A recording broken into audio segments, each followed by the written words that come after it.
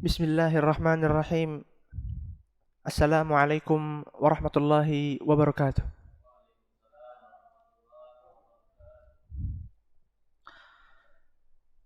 Alhamdulillahi wassalatu wassalamu ala rasulillah wa ala alihi wa sahbihi wa mawalah. Amma ba'd.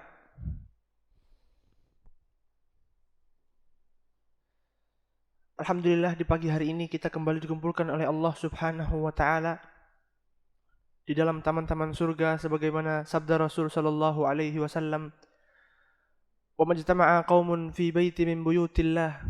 Dan barang siapa di antara suatu kaum yang berkumpul di masjid-masjid Allah, yatluna kitaballahi, mempelajari kitab-kitab Allah Subhanahu wa taala, yatadarasunahu bainahum, yang ia mempelajari sesama mereka, illa nazalat alaihimus sakinah, melainkan akan turun kepada mereka ketenangan, wa ghasyiyatuhumur rahmah, dan akan dinaungi oleh rahmat Allah Subhanahu wa taala, wa hafathumul malaikah, dan malaikat mengelilingi di atas kita dan menaungi kita, wa dzakarahumullahu fi man indah, dan Allah akan menyebutkan nama-nama kita di kedudukan Allah Subhanahu wa taala satu persatu. Semoga Allah mengumpulkan kita kembali di surga kelak sebagaimana kita berkumpulnya pada saat ini. Amin ya rabbal alamin. Allahumma alimna ma yanfa'una wajidna ilman. Kita akan kembali membahas Riyadhus Shalihin pada hadis ke-50. Hadis ini adalah hadis yang diriwayatkan dari perbuatan para sahabat, dan para sahabat itu sendiri bukanlah yang membawa syariat, namun Rasul sallallahu alaihi wasallam. Namun kenapa ia dijadikan sebagai hadis? Karena mereka lah yang melihat Rasul sallallahu alaihi wasallam dalam menyampaikan agama ini.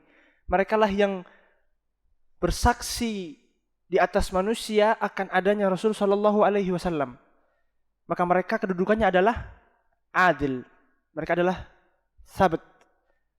Mereka benar-benar thiqah, ya. Maka mereka bisa dijadikan sebagai qudwah. Maka Rasul sallallahu alaihi wasallam telah bersabda, "Khairu ummati qarni", sebaik-baik umatku adalah yang hidup pada zamanku. Tsummal ladzina yalunahum, kemudian yang setelahnya, tsummal ladzina yalunahum, kemudian yang setelahnya. Maka perbuatan para sahabat bisa menjadi hujjah bagi kita yang datangnya sabit, sahih, ya.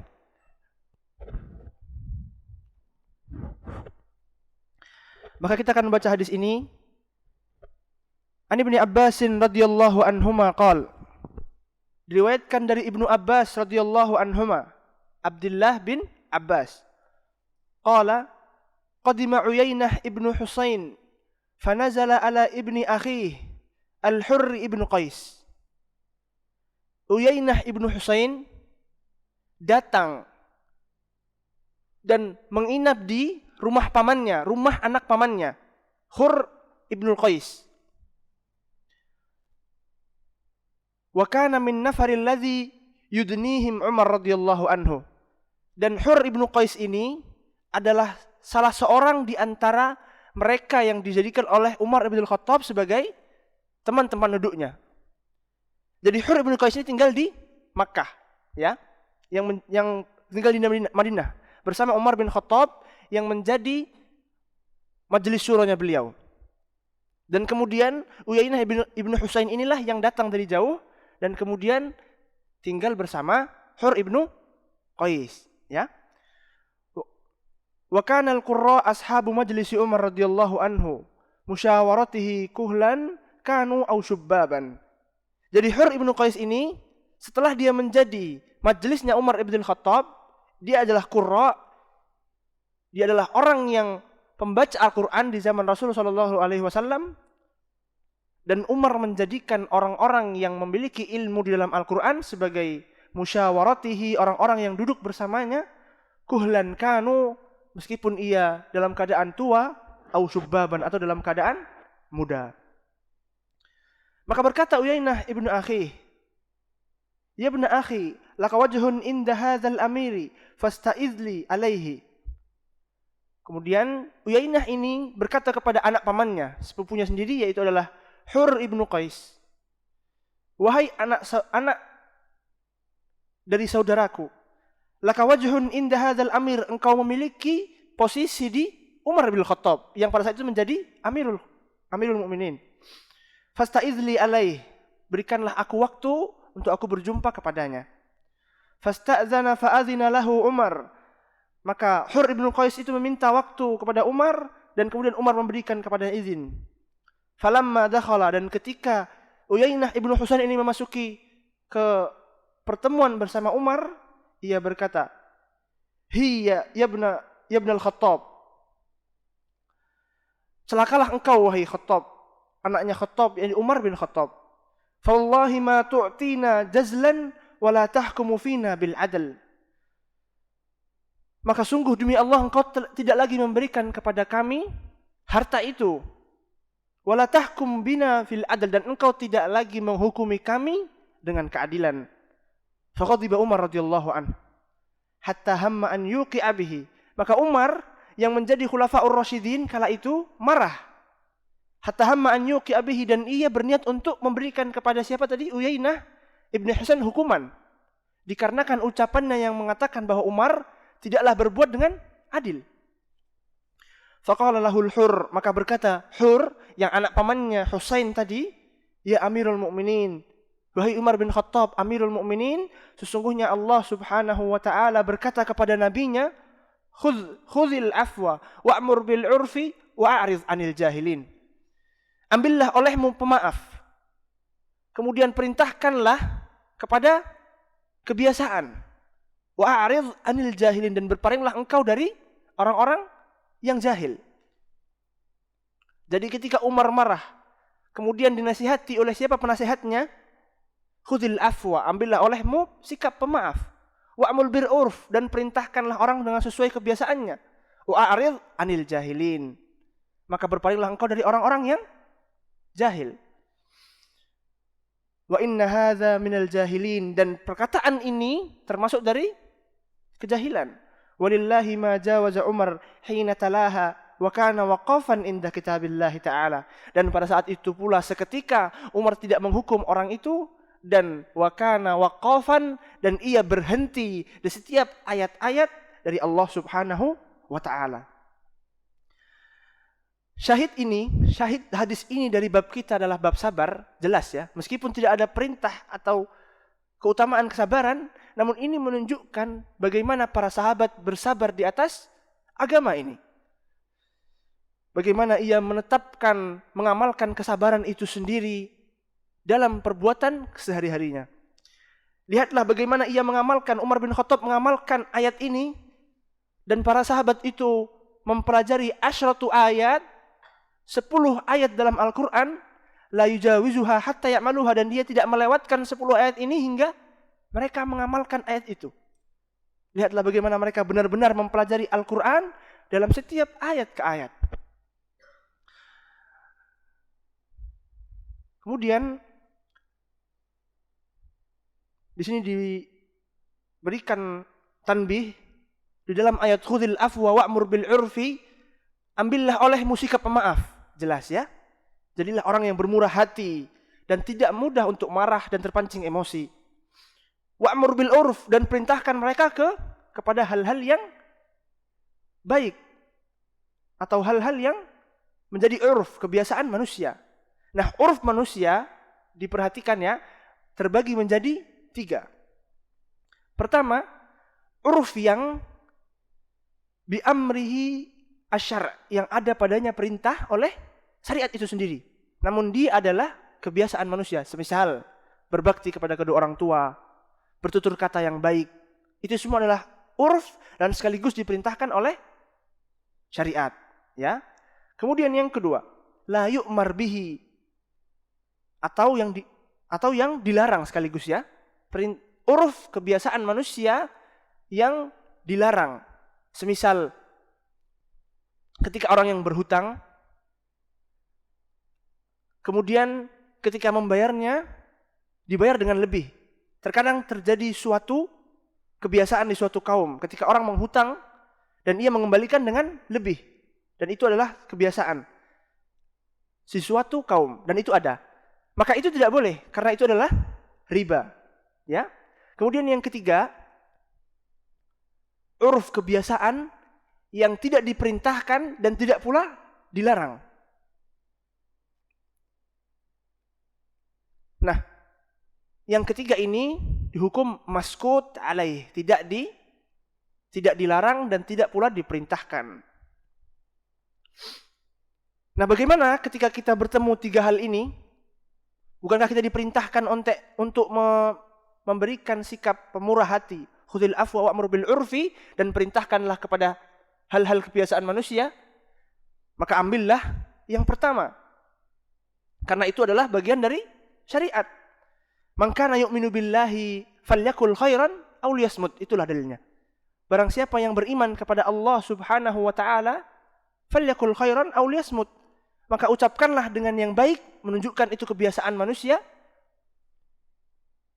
Aw liyasmut, atau dia diam. Jadi ambillah uruf kebiasaan manusia yang telah dijadikan sebagai landasan atau ada perintah dalam syariat ini. Itu tadi dalam wa'arid bil urfi. Kemudian kita akan lanjut pada kalimat wa'arid anil jahilin, dan berpalinglah dari orang-orang yang jahil. Siapakah mereka? Ibnu Utsaimin rahimahullahu taala, Asy-Syaikh Al-Imam, ia mengatakan dalam syarahnya, orang jahil di sini ada dua bagian. Jahil itu adam bil ilm bi syai', tidak mengetahui ilmu apapun. Yang pertama. Kemudian yang kedua, as-safih wat tatawul. Orang yang safih, orang yang hina, yang berlebih-lebihan dalam suatu perkara. Dia tidak mengetahui perkara ini hakikatnya, namun ia menghukumi dan perkara mengatakan hal-hal yang tidak seharusnya dilayaknya untuk ia ikut campur di situ. As-safih wa tatawul, orang yang hina, rendah, namun ia mengurusi urusan yang ia sendiri bukan bidangnya di situ. Nah, dari sini di dalam hadis ini, maka Uyainah ibn Husain yang mana? Yang pertama atau yang kedua? Apakah ia termasuk dari orang yang tidak mengetahui sesuatu apapun, ataukah ia jahil di sini, jahil yang mengurusi urusan orang yang bukan dari urusannya? Yang kedua ya. Yang kedua, karena bukan ia adalah sahabat Nabi dan ia mendapatkan keutamaan itu serta dia hidup di zaman Nabi. Namun bukan menunjukkan jahil di sini jahil orang yang tidak mengetahui sama sekali, namun ia jahil adalah jahil yang mengurusi urusan yang bukan menjadi kewajiban atasnya. Nah, bagaimana menyikapi orang ini? Apakah kita akan, apabila ia jahat kepada kita, maka kita akan menjahati sebagaimana perbuatannya? Tentu tidak. Allah Subhanahu wa taala telah berfirman, "Wala tastawil hasanatu wala sayyi'ah." Tidak akan sama perbuatan buruk dan perbuatan kebaikan. Idfa' billati hiya ahsan. Idfa' billati hiya ahsan. Maka balaslah perbuatan buruk itu dengan yang lebih baik. Fa idzal ladzi bainaka wa bainahu adawah, maka jika ada di antara kalian yang bermusuhan tadi, adawatun, permusuhan, ka'annahu waliyun hamim, maka seolah akan menjadi saudara yang kuat, tali saudara. Maka idfa' billati hiya ahsan, maka balaslah keburukan itu dengan kebaikan. Inilah yang diajarkan oleh Allah Subhanahu wa taala dan Rasulnya. Maka ini para sahabat telah dicela dan dikatakan engkau bukanlah orang yang adil. Engkau membagi harta ini bukanlah menjadi orang yang adil. Dan begitu juga Rasul sallallahu alaihi wasallam telah dituduh sebagai orang yang tidak membagikan harta dengan yang benar pada saat itu, harta ghanimah. Maka bagaimana dengan kita yang memang bukanlah orang yang adil itu sendiri, memang bukanlah orang yang sabat dan thiqah itu sendiri, bukan orang yang benar-benar di atas kebaikan, yang kita sendiri sering melenceng, maka apakah layak bagi kita untuk marah jika kita diterta oleh orang? Maka selayaknya atas kita untuk lebih utama mengamalkan hadis-hadis kesabaran. Karena mereka yang fudola, kurama, orang-orang mulia yang mendapatkan tazkiyah masuk surga, ia masih diberikan apa? Cercaan, hinaan, murka dari manusia itu sendiri. Maka bagaimana dengan kita yang jauh dari kedudukan mereka? Dan ketahuilah, keridhaan manusia tidak akan pernah didapatkan. Barang siapa yang mencari keridhaan manusia, maka ia akan terjatuh dan terus terjebak.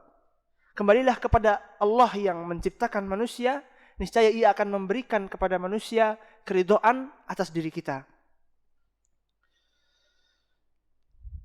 Tadi adalah makna-makna dari lafaz-lafaz hadis, dan sekarang kita akan mengambil faidah-faidahnya.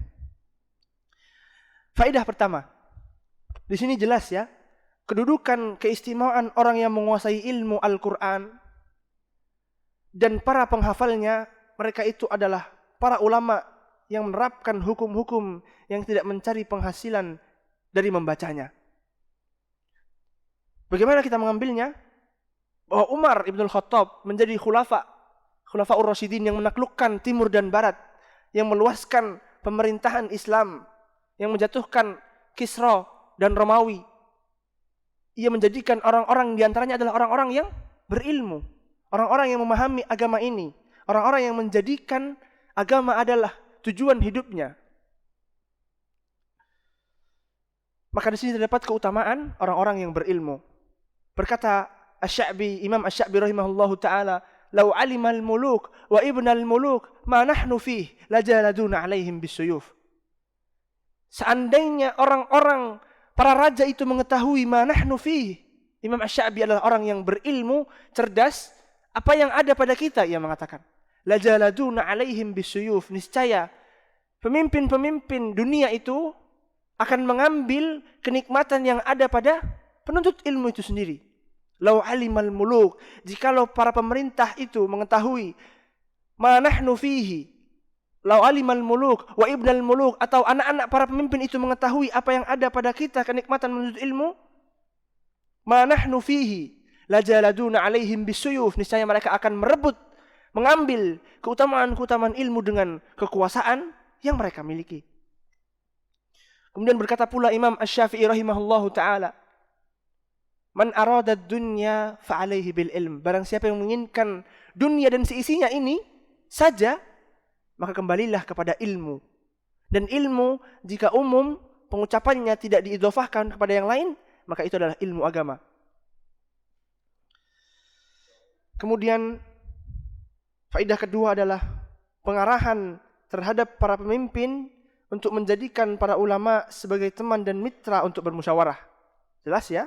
Sebagaimana Umar bin Khattab menjadikan mereka, orang-orang yang berilmu, adalah teman duduknya. Kemudian kecintaan seorang pemimpin kepada para ulama dan para penasehatnya dengan mengabulkan permintaan-permintaan mereka tidak mengandung kemaksiatan. Jadi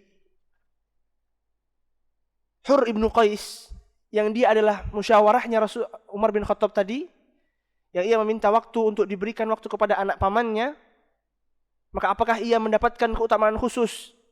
Tidak. Ini tidak menjadi dalil bahwasannya orang-orang yang berkeliling atau di sekitar pemimpin itu dapat memberikan padanya kekhususan. Namun ini hanya sebagai muamalah di antara para sahabat.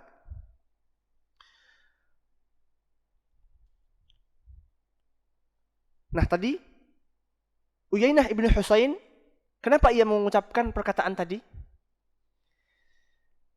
Uyainah ibnu Husain adalah salah seorang di antara orang-orang yang mu'allafati qulubuhum, yang hatinya dilembutkan ketika awal masuk ke dalam Islam. Maka dikala itu sebelum Rasul sallallahu alaihi wasallam wafat, ia memberikan kepada Uyainah ibnu Husain di antara harta-harta untuk memberikan kepadanya mu'allafati qulubuhum.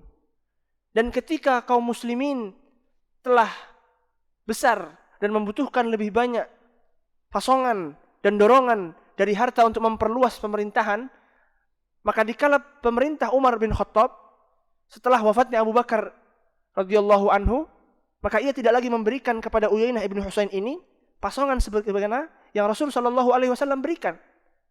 Toh dia sudah bukan lagi mu'allafati qulubuhum karena dia tidak lagi menjadi orang yang dilembutkan hatinya. Ia telah lama menjadi sahabat Nabi, dia telah hidup lama bersama kaum muslimin. Maka Umar bin Khattab memutuskan harta yang diberikan itu. Maka ia datang dan menjumpai Umar seraya mengatakan, engkau bukanlah orang yang adil. Fahimtum? Nah, kemudian kita akan masuk ke hadis 51.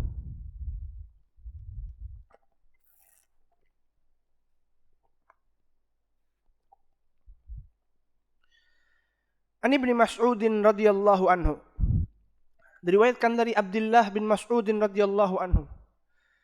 Anna Rasul sallallahu alaihi wasallam qala, bahwasanya Rasul sallallahu alaihi wasallam bersabda, "Innaha satakunu ba'di atharatun wa umurun tunkirunaha." Sesungguhnya akan datang suatu zaman setelahku, atharatun, orang-orang yang mengutamakan diri mereka sendiri. Wa umurun tunkirunaha, dan perkara-perkara yang kalian, para sahabat atau orang yang setelahnya yang memahami agama ini akan mengingkari hal-hal itu. Kemudian bagaimana? Berkata para sahabat, "Ya Rasulullah, fama ta'murunana?"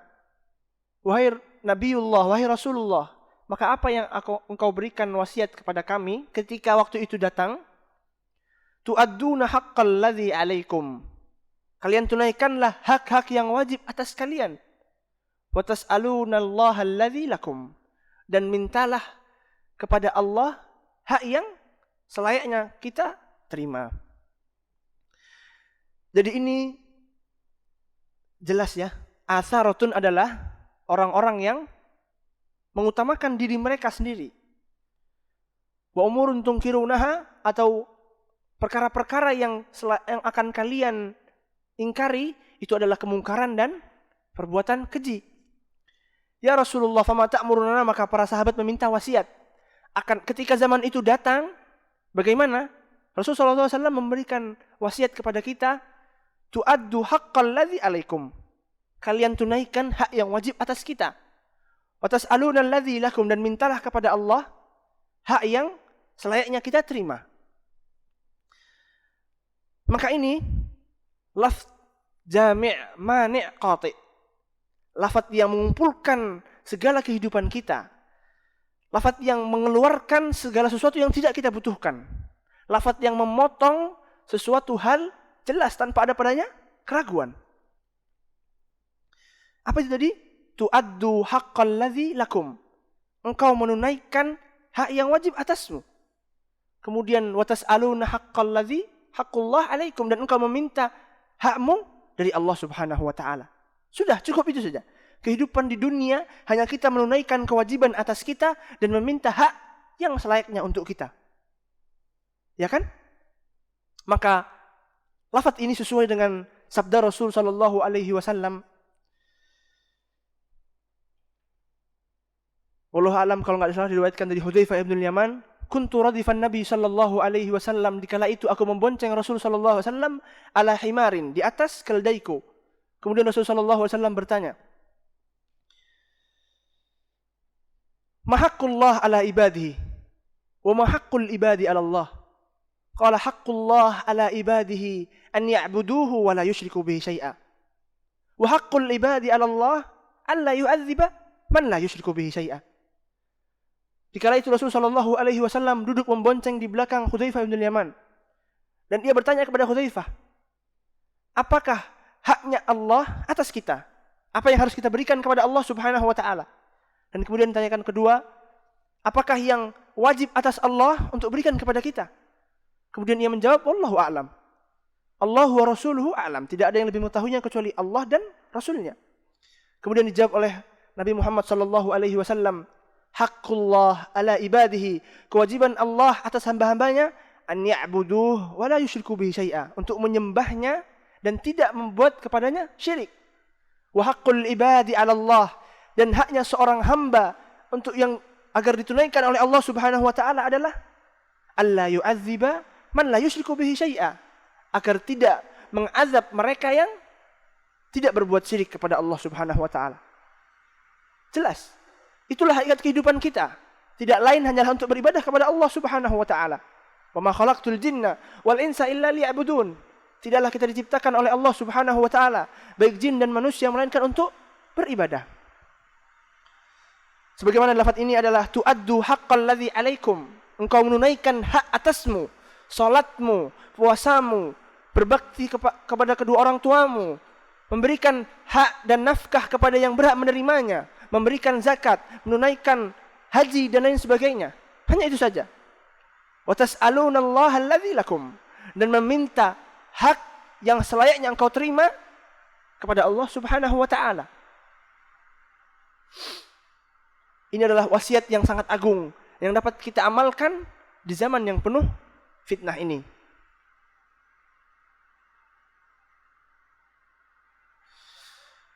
Di dalam hadis ini jelas ya, perintah sabar atas apa yang ditakdirkan dan ridho kepada ketentuan Allah Subhanahu wa taala.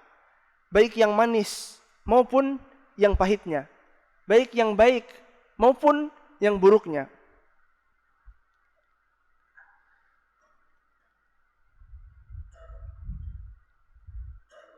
Dan jelas pula di sini wasiat dari Rasulullah sallallahu alaihi wasallam, di antara faidahnya adalah berpegang teguh kepada Al-Quran dan Sunnah, dapat mengeluarkan diri dari fitnah dan perselisihan. Selain itu juga menjadi cahaya dan memperlihatkan kebenaran kepada manusia sebagai kebenaran dan menampakkan kebatilan sebagai kebatilan. Jadi di saat zaman itu datang, tidak lain dan bukan yang harus kita kerjakan hanyalah kembali kepada Al-Quran dan Sunnah. Kemudian yang terakhir dari faidah hadis ini adalah perintah untuk menyatukan jamaah kaum muslimin. Menghindari kerusakan itu lebih didahulukan daripada mengambil kemaslahatan itu sendiri. Sebagaimana yang disebutkan oleh Imam As-Sa'di rahimahullahu ta'ala, dar'ul mafasid aula min jalbil masalih. Engkau menolak suatu keburukan itu lebih utama daripada engkau mendatangkan kebaikan itu sendiri. Karena keburukan itu ditolak oleh semua orang dan kebaikan tidak dapat semua orang mengambilnya. Darul mafasid, menolak keburukan yang kecil sekalipun meskipun ada di dalamnya kemaslahatan, itu lebih utama daripada engkau mengambil kemaslahatan itu meskipun ada di dalamnya keburukan yang kecil. Itu adalah faidah dari hadis-hadis tadi. Kemudian kita akan melanjutkan pembacaan hadisnya, hadis ke-52 ya. Qala al-muallif rahimahullahu ta'ala.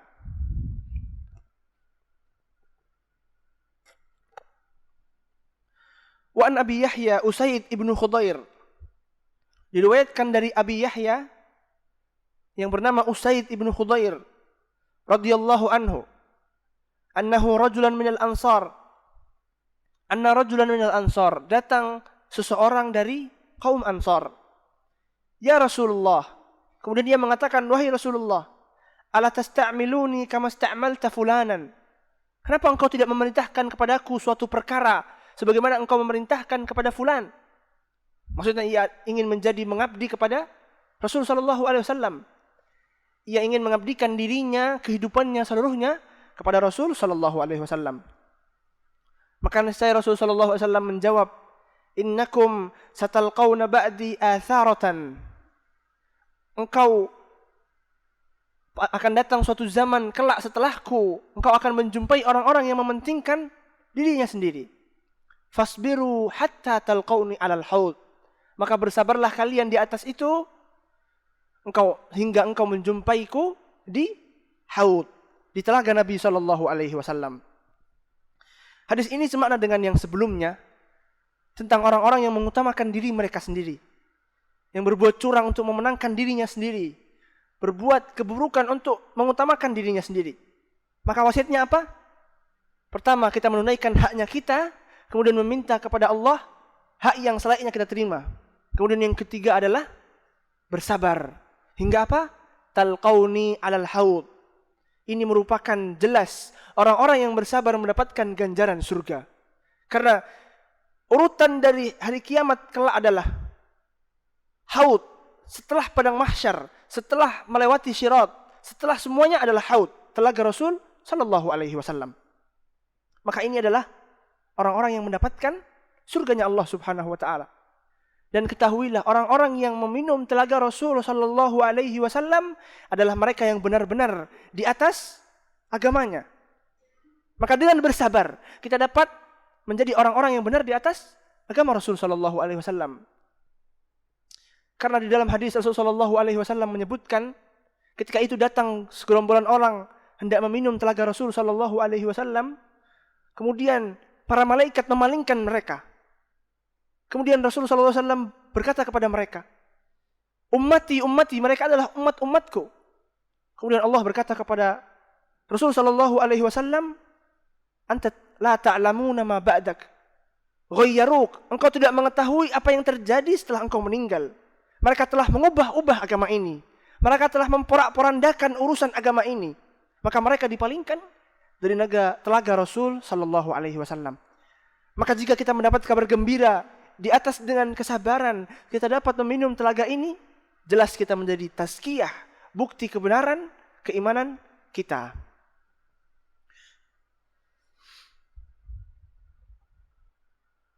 Di antara fawaid hadis ini adalah sabda Rasul sallallahu alaihi wasallam, "Sepeninggalku kelak akan menjumpai orang-orang yang mementingkan dirinya sendiri." Sabda ini menunjukkan kebenarannya kenabian Rasul sallallahu alaihi wasallam dari sekian tanda-tanda kenabian Rasul sallallahu alaihi wasallam. Bahwa ia berani memberikan kabar tentang hari keesokan tanpa ia tidak lagi menjumpai hari itu. Maka itu menunjukkan tanda kenabian Rasul sallallahu alaihi wasallam. Kemudian fawaid hadis ini adalah terdapat padanya keutamaan kaum Ansar. Keutamaan kaum Ansar yang jelas disebutkan oleh Al-Quran bagaimana keutamaan Muhajirin dan Ansar. Namun siapakah yang lebih utama antara Muhajir dan Ansar? Kaum Muhajirin. Karena Allah Subhanahu wa taala menyebutkan di dalam Al-Quran Muhajirin wal Ansar, mengutamakan orang yang Muhajirin daripada kaum yang Ansar. Namun kedudukan mereka jauh daripada kedudukan kita. Maka barang siapa yang mencela mereka di antara umat-umat ini yang mengatakan mereka adalah orang-orang yang membela Aisyah radhiyallahu anha, maka mereka adalah jelas orang yang keluar dari agama ini. Karena Islam sungguh memuliakan mereka para sahabat. Hadis ini faedahnya sama dengan hadis sebelumnya, semakna namun beda lafadznya. Kemudian kita akan melanjutkan hadis ke-53. Bab terakhir di dalam bab kesabar ini ya, di dalam kitab Riyadhus Shalihin.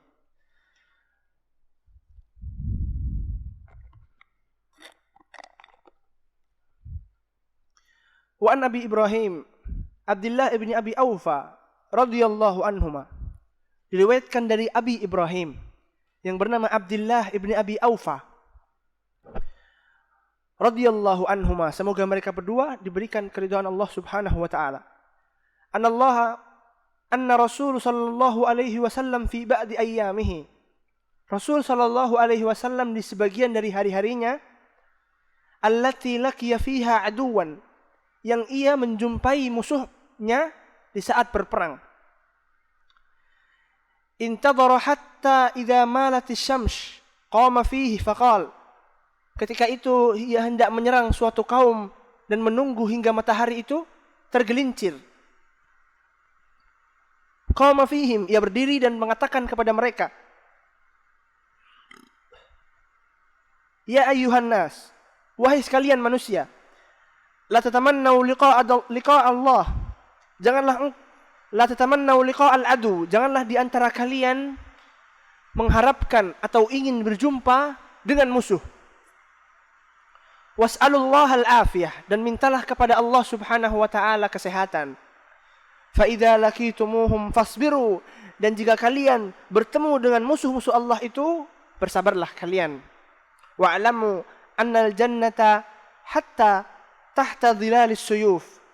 Sesungguhnya surga itu di bawah bayang-bayang pedang.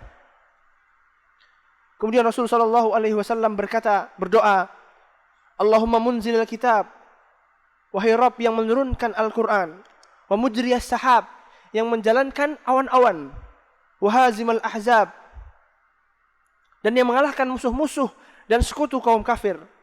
Ihzimhum wansur alaihim. Kalahkanlah mereka dan tolonglah kami dalam mengalahkan mereka. terdapat padanya keutamaan untuk berjihad, untuk menyampaikan agama ini dan meluaskannya, berperang di jalan Allah Subhanahu wa taala. Namun pada zaman ini di antara syarat-syarat jihad adalah bersama para pemimpin. Dan kemudian jihad yang paling utama di zaman ini adalah menyebarkan agama ini dengan ilmu. Karena jihad yang paling utama adalah mendakwahkan ilmu, mengajarkan kepada manusia Al-Quran, mengajarkan kepada manusia apa itu hakikat ini, mengajarkan kepada manusia apa itu hakikat tauhid, mengajarkan kepada mereka apa itu kesyirikan. Bagaimana kita akan mengaku Islam jika kita tidak mengetahui apa itu tauhid dan apa itu syirik. Kemudian di dalam lafaz ya ayyuhan nas la tatamannau liqa'al adu, wahai manusia, janganlah kalian memiliki impian berharap untuk bertemu dengan musuh, berperang. Meskipun di dalam perang itu terdapat keutamaan yang besar. Namun Rasul sallallahu alaihi wasallam melarang kita untuk berharap untuk bertemu dengan musuh. Apakah ini bertentangan? Kita mendapatkan keutamaan jihad dengan surga dan lain sebagainya, yang ketika dibangkitkan kelak darahnya masih mengalir berbau kesturi. Namun di sini dijelaskan janganlah kalian berharap untuk bertemu berperang. Apakah ini bertentangan? Tentu tidak. Karena ini merupakan anjuran. Namun yang tadi merupakan balasan. Ya? Balasan adalah terjadi setelah engkau melakukan perbuatan itu. Namun anjuran adalah nasihat atau wasiat yang diberikan oleh Rasul sallallahu alaihi wasallam. Kenapa kita tidak diperbolehkan untuk berangan-angan bertemu dengan musuh dan berperang? Pertama, ketika engkau ingin bertemu dengan musuh, maka itu menunjukkan padanya kebanggaan diri, kesombongan, dan merasa engkau lebih bisa menyelesaikan itu tanpa bantuan dari Allah Subhanahu wa taala. Kemudian yang kedua, kenapa kita dilarang untuk berangan-angan menjumpai musuh dan berperang? Yang kedua adalah kita tidak mengetahui pada saat ini kita di atas keikhlasan. Kita tidak mengetahui pada saat ini kita di atas keberanian. Namun setelah itu, setelah bertemu dengan musuh, setelah bertemu dengan kematian, melihat peperangan di depan mata berkecamuk, apakah hatinya akan terus di atas keimanan? Tentu tidak. Akan berguncang. Maka sebagaimana Allah Subhanahu wa taala berfirman, "Walaqad kuntum tamannawnal mauta min qabli an talqauh wa qad ra'aitumuh." Dan engkau dahulu telah menginginkan kematian, syahid, sebelum engkau menjumpai hari itu. Walaqad ra'aitumuh, dan pada kala hari itu engkau tidak lagi menginginkannya, engkau yang ingin kembali kepada rumah kalian, berjumpa kepada anak-anak kalian. Maka janganlah mengharapkan untuk bertemu kepada musuh, karena kita tidak mengetahui apakah hati ini terus berada di atas keikhlasan. Sebelum kita menutup bab kesabaran ini, Allah Subhanahu wa taala telah berfirman, "Iyamsaskum qarhun faqad massal qauma qarhun mithluh wa tilkal ayyamu nudawiluha bainan nas." Wahai manusia, iyamsaskum qarh, jikalau menimpa kalian musibah, kesusahan dalam hidup, mencari nafkah dan sebagainya, qad massal qauma qarhun mithluh, telah menimpa hal itu serupa kaum yang sebelum kalian. Wa tilkal ayyamu nudawiluha bainan nas, dan hari-hari demi hari itulah adalah hari yang Allah gilirkan di antara manusia. Mereka kelak di atas, mereka kelak di bawah, mereka kelak susah, mereka akan pula mudah. Inna ma'al usri yusra, sesungguhnya di balik kesulitan itu terdapat kemudahan. Maka faedah dari ayat ini adalah engkau ditimpa musibah, orang dahulu juga telah ditimpa musibah. Engkau diberikan kesulitan, orang dahulu telah diberikan kesulitan. Sama. Maka apa yang membedakan kita adalah kesabaran dan ketakwaan kepada Allah Subhanahu wa taala. Mereka ditimpa musibah, kita tidak mengetahui apa yang terjadi. Selama kita masih diberikan kehidupan, waktu untuk beramal, ditimpa musibah, jadikanlah musibah untuk langkahmu untuk menuju surga. Kemudian Allah juga berfirman di dalam suratnya, "Am hasibtum an tadkhulul jannata wa lamma ya'lamillahu alladhina jahadu minkum wa ya'lamas sabirin."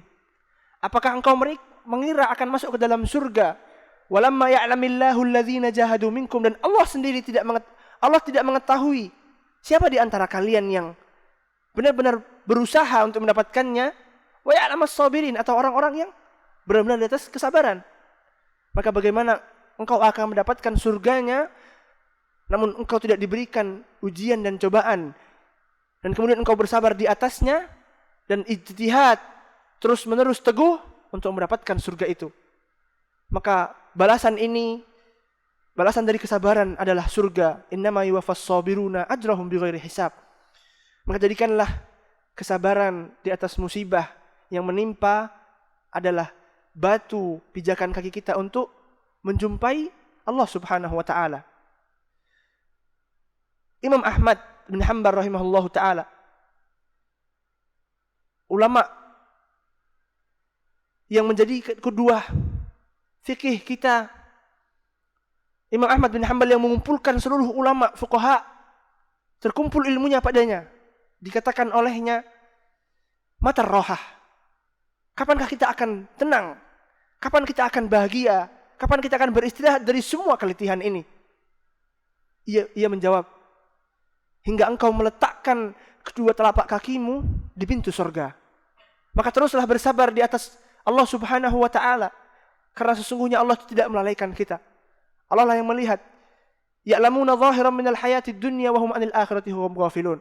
Manusia itu mengetahui ya'lamuna zahiran, secara zahir dari kehidupan dunia, wa hum 'anil akhirati hum ghafilun. Namun dengan akhirat mereka lalai. Maka apakah kita layak untuk mendapatkan surga setelah lalai kita di atas dunia ini? Maka Allah memberikan kepada kita cobaan untuk menghapus dosa-dosa kita dan menjumpai Allah Subhanahu wa taala dengan suci bersih tanpa dosa. Aku lu ma sami'tum wa astaghfirullahu li wa lakum. Ada yang ditanyakan? Falyatafaddal.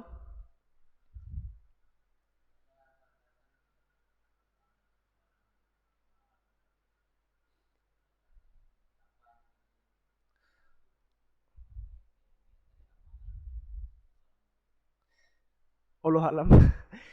Namun di sini kita bisa melihat Umar bin Khattab memutuskan mu'allafati qulubuhum tadi setelah khilafah Abu Bakar bin Khattab, Abu Bakar radhiyallahu anhu, menunjukkan padanya selang waktu sehingga ia benar-benar berada di atas keislamannya. Namun dhawabit 1 2 kemudian begini, wallahu a'lam, nanti kita bisa lihat di kitab-kitab fikih. Afwan. Ada lagi?